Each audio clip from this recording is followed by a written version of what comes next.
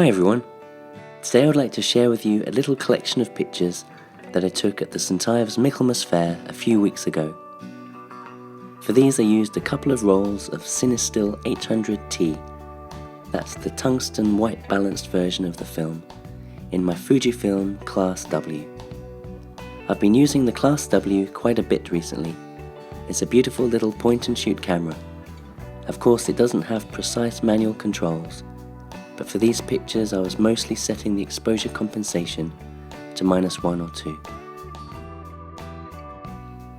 I don't know exactly how the camera meters, but I was assuming that despite the scattered bright lights, the overall darkness would normally lead to overexposure on auto mode, hence the compensation. The fair in St Ives has been a little part of my life since I was a child, and in one form or another has been a part of the town for 800 years or so. There were probably fewer flashing lights back then, and fewer photographers too. But walking around the fair does take me back to being there as a young boy. It was always magical and loud, quite chaotic and fun.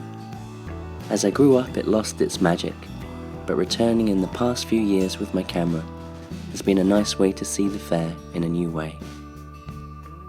I met another photographer by the Dodgems and joked to him that it was a special time of year that all of the children and photographers in the town looked forward to. I could see a few other photographers as I wandered around. Most seemed to be with their tripods, taking long exposures of the swirling, flashing lights. I guess that's a fun exercise, but once you've done it a few times, the novelty fades a little. Previously I've thought of the fair just as a setting for street photography, but now equally enjoy the more abstract pictures the fantastic lights can give you. And it's all made more enjoyable to me as it's my hometown.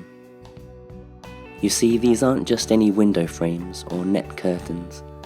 I used to buy sweets and lollipops when this was a little shop with my grandparents decades ago. Behind the helter-skelter is where my parents had their wedding reception in the 1970s.